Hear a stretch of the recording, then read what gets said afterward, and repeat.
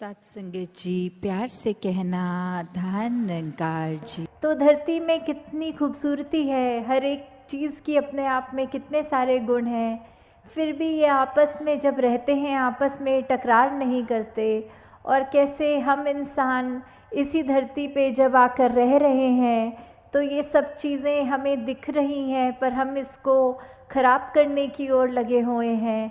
ऐसे ही अगर हम अपने मन की तरफ भी झांकें कि कैसे हम एक इसमें संसार में आए तो हैं, चाहे कोई कैसा है, किसी का हमसे फ़र्क है, चाहे कोई दिखने में हमसे अलग है, चाहे वो भोजन अलग तरह का खाते हैं, हम अलग तरह का खाते हैं, या कोई भी ऐसी बात जो हमको एक दूसरे से वो फ़र्क दिखाती है, तो हम अगर उस फ़र्क को फ़र्क की तरह ना देखें, हम उसको ये मानें कि जैसे ये संसार में यूनिटी इन डाइवर्सिटी की बात है, ये जो भिन्न भिन्न प्रकार के जो फूल हैं उनकी अपनी अलग महक है, तो कैसे हर एक चीज़ जो दूसरे से चाहे कितनी भी अलग दिखती है उसकी रिस्पेक्ट इस तरह करनी, उसका सम्मान इस तरह करना कि ये बिल्कुल हम जैसा है, हमें तुच्छ भाव से नीचे दृष्टि से नहीं देखना, हमको उसकी जो भी खूबसूरती है, जो भी गुण है उस व्यक्ति में भी,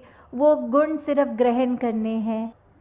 तो कैसे ये है वही उदाहरण कि चाहे पहाड़ है, चाहे नदी है, चाहे रेत है, तो ये सब चीज़ें जब आपस में एक दूसरे से अपनी तुलना नहीं करती या दूसरे को ये नहीं दिखाती कि हमारा काम तुमसे ज़्यादा इम्पोर्टेंट है या हमारे अंदर ज़्यादा महत्वता है तुमसे, तो हम इंसान क्यों ये गलती कर जाते हैं जहाँ स्वयं को श्रेष्ठ मान लेते हैं। अगर उदाहरण के तौर पे हम अपने हाथ की ओर भी देखें तो हर उंगली दूसरी उंगली से अलग हाइट की है। अगर हम कोई कार्य कर रहे हैं तो जैसे अगर हमें कोई कुल्हाड़ी या कुछ पकड़ना है तो पूरी मुट्ठी का काम उससे आता है। अगर हमें भोजन करना है तो हमारी 3 उंगलियों का ही काम आता है। अगर हमें फ़ोन पे टच स्क्रीन पे मैसेज करना है तो वो सिर्फ अंगूठे से ही काम हो जाता है। तो हर चीज़, हर उंगली, हर कार्य एक अलग महत्वता है हर उंगली की। तो किसी ने अपने हाथ में ये हमें कहा नहीं कि देखो हमारा काम तुमसे ज़्यादा इम्पोर्टेंट है। तो कैसे हम फिर भी एक कलाई से निकलते हुए ये जो भिन्न भिन्न दिखने वाली उंगलियां हैं हमारे हाथ में, ये जब एकत्व की तरह इकट्ठे एक हाथ में रह सकती हैं, दूसरे को कोई नीचा नहीं दिखाती, फिर भी जो अपना काम है वो पूरी ईमानदारी से करते हैं, तो ऐसे हम ये मनुष्य का शरीर जो हमारा है, तो फिर भी हमारे अंदर वो मनुष्य वाले मानव वाले गुण क्यों नहीं बस पाते? क्यों हम फिर भी, क्योंकि दूसरा हमसे एक हमारे जैसा नहीं, उससे भेदभाव मन में नफ़रतें ला डालते हैं? क्यों हम एक सामने वाले व्यक्ति को ऐसे पूजनीय तरीके से नहीं देख पाते, उसकी मिनट मिनट में कोशिश करते हैं कि किसी तरह हम दुनिया के आगे उसकी बेइज्जती कर दें, किस तरह हम उसका इस तरह मजाक उड़ाएं कि अगला रोने को मजबूर हो जाए। तो ऐसे भाव हमारे मन में क्यों हैं? हम इस तरह उस व्यक्ति के अंदर, उसके दिल में ये परमात्मा जो बसा है उसमें हम चोट क्यों पहुंचाते हैं? तो हम अगर यही बात रखें कि किसी ने अपनी सबकी जो भी इम्पोर्टेंस है वो तो हर एक का कार्य, हर एक को यूनिक है, ये परमात्मा ने हर एक को बनाया है, हर एक की शक्ल अलग दूसरे से है। हालांकि ये जो फिंगरप्रिंट्स की भी बात आती है कि किसी का एक अंगूठे का निशान दूसरे से नहीं मिलता, परमात्मा ने तो हमें इतना खूबसूरत, इतना हमारे अंदर अलग अलग गुण बसाए हैं, तो फिर हम हर एक के उन गुणों को गुणों की तरह ही देखें, उससे नफ़रत करने के लिए, उससे कोई वैर विरोध की मन में भावना रखने के लिए उसको उस तरह देख के या नीचा नहीं देखें। कि कैसे धरती तो परमात्मा ने इतनी सुंदर बनाई है, इतना कुछ है जो हमको कार्य में उपयोग की तरह आता है, इस धरती से ही निकला हुआ, और फिर भी हम इंसान ये धरती को उजाड़ने चले हैं। और उजाड़ा भी हमने कैसे है कि हमारे ये मन से ही ये नफ़रत की बात जब आई, हमारे मन में अच्छे गुणों की बजाय जब हमने ये बुरी बातों पे ध्यान ज़्यादा डालना शुरू किया, तो ये बुरी चीज़ें हमारे मन में, दिमाग में, व्यवहार में इस तरह हावी हो गई कि वो चीज़ें हमारे कर्मों के अंदर अब इस तरह निकलने लगी कि आपस में हमने सिर्फ जहाँ मन में नफ़रत थी तो अब वो कर्म से, अपने हाथों से लड़ाई झगड़ा भी करना शुरू कर दिया। और कैसे ये, चाहे परमात्मा ने धरती तो इतनी सुंदर बनाई, हमने कैसे इसका दुरुपयोग कर दिया। जहाँ हमारे को पेड़ देखें, कुछ भी देखें जो इतने फलदायी हैं, या कैसा पानी नदियों का साफ़ अच्छा पीने के लिए इंसान का है, तो हमने जहाँ वो पेड़ भी काटने शुरू कर दिए, वो नदी में कचरा डाल के वो पानी पीने लायक भी नहीं छोड़ा। ऐसा कुछ भी अगर इस धरती का हम, ये जो नेचर की तरफ से एक सौगात की तरह, एक गिफ्ट की तरह चीज़ मिली, तो कैसे हमने उसी को एक गलत रास्ते पे ले गए और हम कैसे उसको अपने सिर्फ हित देखकर और दूसरे की भलाई ना देख के सब उसमें उजाड़ने लग गए। और जो ये मानवीय गुण हमारे अंदर हैं, हमने तो वो भी नहीं देखा कि हम किस तरह किसी से व्यवहार कर रहे हैं।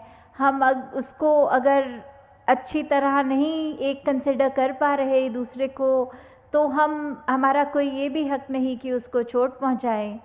तो यही बात आ रही है कि सिर्फ ये परमात्मा ने तो अपनी तरफ से हमको इतनी अच्छी से अच्छी चीज़, हर कोई चीज़ अगर हम अपनी निजी ज़िंदगी में भी देखें कि चाहे हमारी आर्थिक स्थिति जो भी है, हमें एक घर मिला है, एक परिवार का प्यार मिला है, इतना सुंदर संसार हमारा उस घर के अंदर है, फिर भी हम आपस के मन मुटाव की बात करें, आपस में ये परिवार के कुछ हम 3-4 मेंबर्स ही अगर आपस में लड़ने लग गए, आपस में ही हम परिवार होने के बावजूद मन में नफ़रत रख पड़े, तो फिर ये इतनी सुंदर संसार जो हमें मिला है, या यही बात समाज पे वैलिड है, या जहाँ पे भी हम उठते बैठते हैं काम पे, तो वही चीज़ कि हम अगर अपने मन में दूसरे के लिए दया नहीं रखेंगे, करुणा नहीं रखेंगे, किसी ने कुछ ऊंच नीच हमसे बोल दी तो आगे से लड़ झगड़ लेंगे, और ना कि अपने मन को विशाल हमें जो बनाना चाहिए उसको हम तवज्जो नहीं देते कि मन को कैसे अपना बड़ा करें। दूसरे ने कह दिया तो कह दिया, अपना हम उसमें क्रोध क्यों अंदर लाएं, अपना हम उससे बदले की भावना क्यों लाएं। तो हमने जहाँ ये संसार इतना खूबसूरत है, वहाँ हमारी वजह से इस संसार में कोई बदसूरती ना आ जाए। हमारे कर्मों से हमारी ज़िंदगी खुश भी हो सकती है, और हमने अगर ऐसा कोई कार्य कर दिया जो हम अपना भी नुकसान करें, औरों का भी और इस प्रकृति का भी, तो हमें बहुत ही ये चेतनता हम सबके अंदर है, उस चेतनता का प्रयोग करना है। इस ब्रह्म ज्ञान जहाँ हमारे जीवन में ये रोशनी का कार्य कर रहा है, इस निरंकार प्रभु परमात्मा का जो एहसास कि हमारे अंग संग है, जब ये हमने जान लिया तो फिर हम जानबूझ के ऐसा कोई भी काम नहीं करेंगे जो हमारा भी नुकसान करे और अगले का भी नुकसान करे। अपने जीवन का सुधार नहीं हो पाएगा।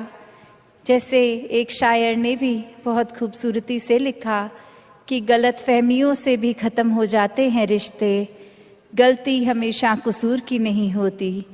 कि अक्सर ये बात ज़रूरी नहीं कि कोई गलती ही हो, एक कसूर अगर किसी का है, एक वजह, वो गलती नहीं, पर वो हमारी ही सोच, हमारी ही परसेप्शन, हमारा ही नज़रिया किसी को गलत देखने के लिए। और फिर एक वही भाव कि अगर हमने किसी को दोषी करार दे ही दिया है, एक हमने डिसीजन बना लिया है, तो फिर चाहे फैक्ट कुछ भी हो हमारी नज़र में, तो वो इंसान दोष के लायक ही है। हमने खुद ही उस इंसान को अपनी नज़र से गिरा लिया, चाहे उसने कुछ ऐसा किया हो ना किया हो। उस टाइम हम अपने दिमाग को, इस चेतनता को, ये रैशनल को भी नहीं एक सामने रखते, बस हमने सोच लिया तो हकीकत ही बन गई वो हमारी।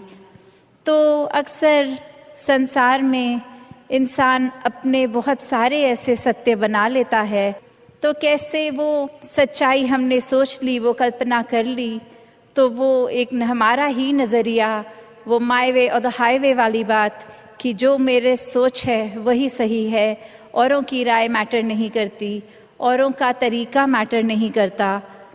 तो ऐसी सोच अगर है तो हमारी ग्रोथ कहाँ है उसमें? एक जीवन को फिर हमने इतना ही अपने आप अपनी ईगो से भर लिया, अपनी सोच से, अपने माइंडसेट को ही एक सही मानकर। तो कैसे इस जीवन में जब जिएंगे तो वो माया रूप यहाँ पे हावी होगा? क्योंकि when we are so full of ourselves तो हम लर्निंग कहाँ से करेंगे?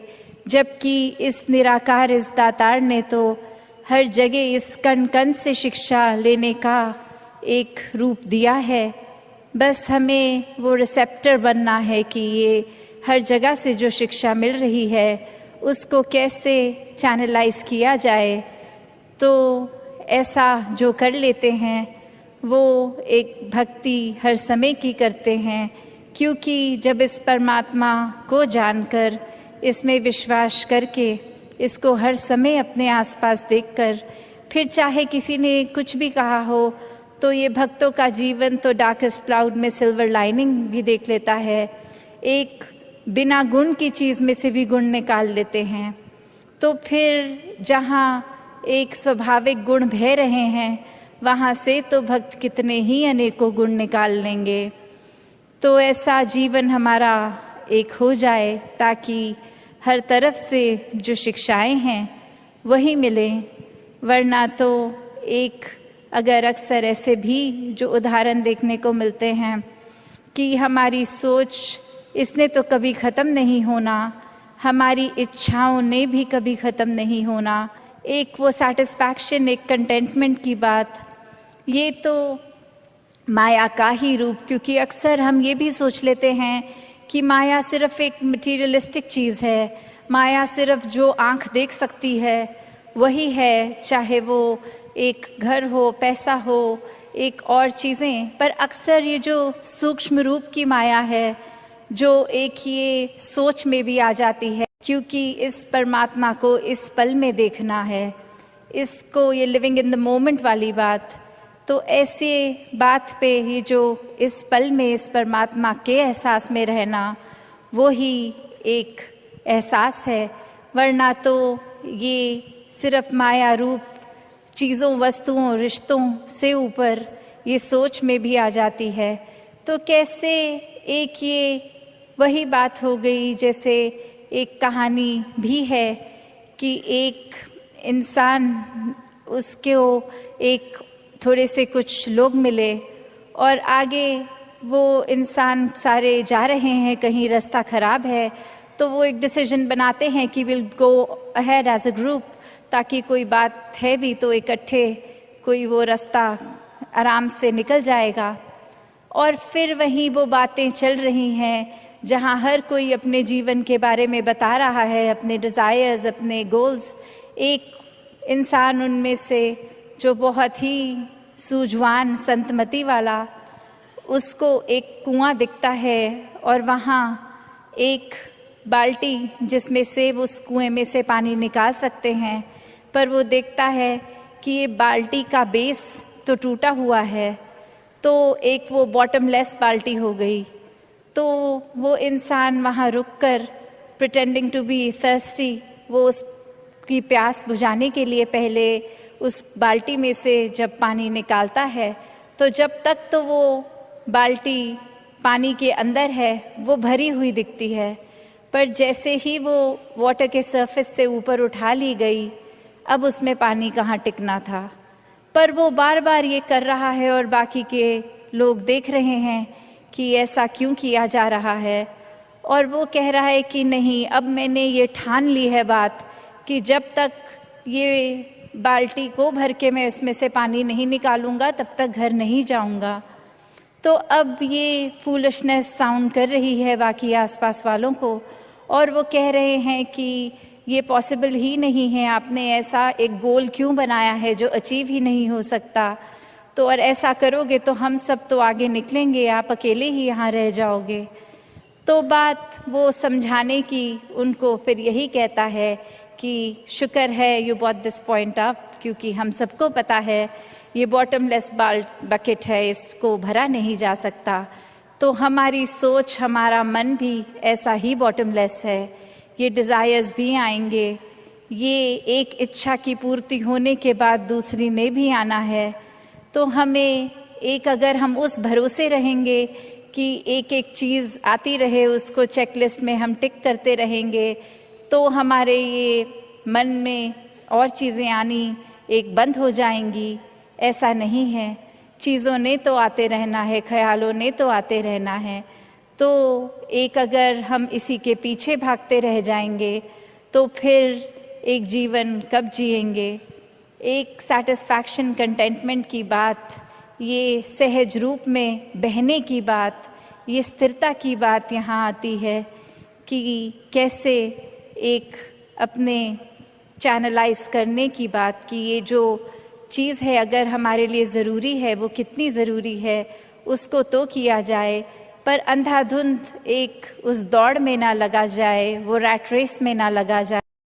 कि कैसे एक ये भाव भी, अक्सर जो बात अहंकार की आती है, वहाँ ये बात भी होती है कि जब किसी ने मान लिया कि सब कुछ तो हमें आता है, मैं हर चीज़ बखूबी करता हूँ, तो कोई भी चीज़, नई चीज़ या कोई पुरानी चीज़ को ठीक तरीके से सीखने की ये इच्छा कि इसको सीखा जाए, ये अहंकार की वजह से संभव नहीं हो पाता।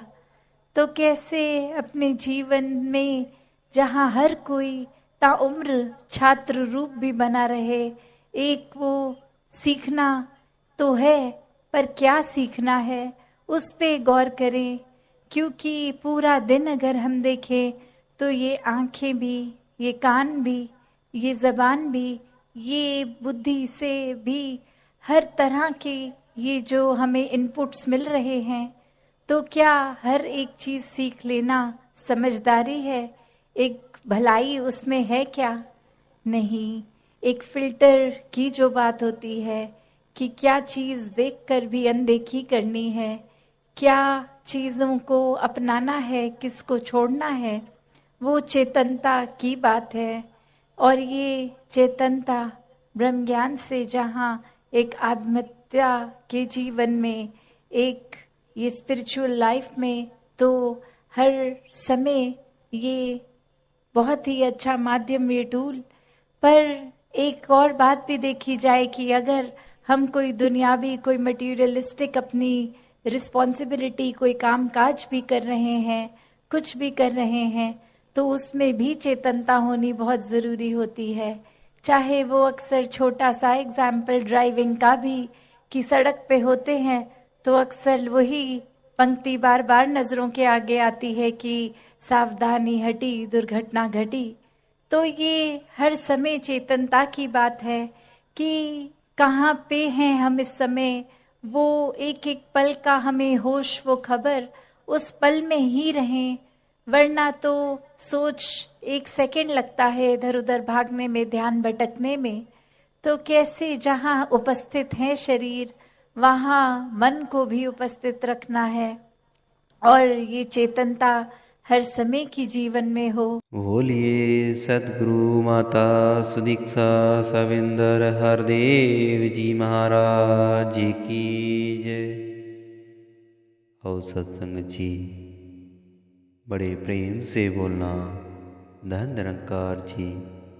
और सत्संग जी, दास उम्मीद करता है कि सद्गुरु की असीम रहमतों से आप सभी संत महापुरुष बहुत अच्छे होंगे। और सत्संग जी, जैसे कि कल 13 मार्च में माता सुदीक्षा जी महाराज का जन्मदिन था। और सत्संग जी, जैसे कि संपूर्ण अवतार वाणी की लाइन में समझाया है कि कमल रहे जो जल दे अंदर, जल ने झूठा कर सके।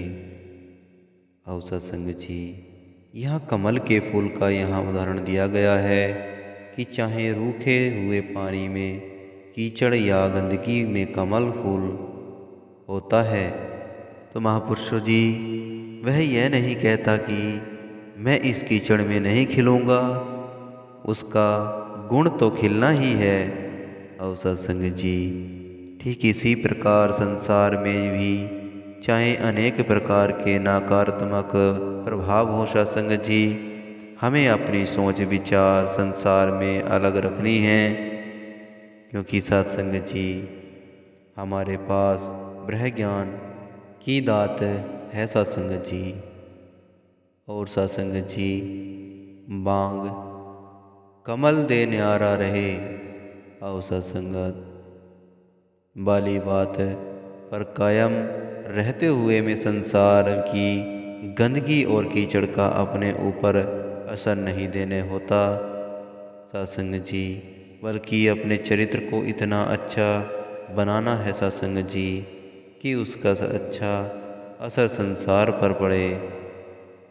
ऐसे ही और कहा है, जिस दे मन दी जोत जगी, ए दिल दा उज्जा, ए दिल उजदा वे दाग रहे। तो महापुरुषों जी जब मन में निरंकार का वास हो जाता है तो वे दाग वाली अवस्था बन जाती है, और यह हमारा दृष्टिकोण हमेशा सकारात्मक ढूंढता है सत्संग जी। तो महापुरुषों खराब चीज़ों की तरफ ध्यान देने की बजाय मन अपने आप को बेहतर करने की सोच रखता है सत्संग जी। इस पवित्र निरंकार के साथ सत्संग जी नाता जोड़कर हम अपने किरदार और सोच विचार में पवित्रता लाते हुए आगे से आगे बढ़ते चले जाएं। और सत्संगत यह कार्य एक दिन में होने वाला नहीं है, यह एक प्रक्रिया है जिसे धीरे धीरे सत्संग करते हुए अपने जीवन में बनती है। सत्संग जी ऐसे ही और कहा है कि दुनिया दे विच रसदा दुनिया तो वे लाग रहे। तो महापुरुषों जैसे कि जब हम आध्यात्मिक जागृति प्राप्त करके अपने आप असली मकसद को जान लेते हैं सत्संग जी, तो जिंदगी में हर पहलू में, चाहे वो पारिवारिक हो रूप में हो, चाहे वो पारिवारिक रूप में हो या काम काज और जिंदगीदारियाँ निभाने का रूप हो, तो सत्संग जी हम अनासक्त आसक्ति वाले भाव के साथ जीवन में जीते हैं सत्संग जी। जीवन जीने के लिए हमें भोजन भी चाहिए, वस्त्र भी और घर भी, और इन वस्तुओं को हम इतनी अहमियत न देते हैं कि अगर वो किसी कारण हमसे छिन जाए तो सत्संग जी हम उदास हो जाएंगे। हमें इन पदार्थों से इतना ही जुड़ना है सत्संग जी। तो सत्संग जी हमें इन पदार्थों से इतना ही जुड़ना है कि जितना इस्तेमाल के लिए आवश्यक हो सत्संग जी। हमें अपने दुनियावी उद्देश्यों के प्राप्ति के लिए 100% मेहनत करनी है सत्संग जी। और महापुरुषों उसके बाद निरंकार की रजा पर छोड़ देना है सत्संग जी। अगर कार्य पूर्ण हो तो वह है तो इसकी कृपा, और अगर न हुआ भी तो इसकी रजा। तो सत्संग जी प्यार और सत्कार से कहना, धन निरंकार जी।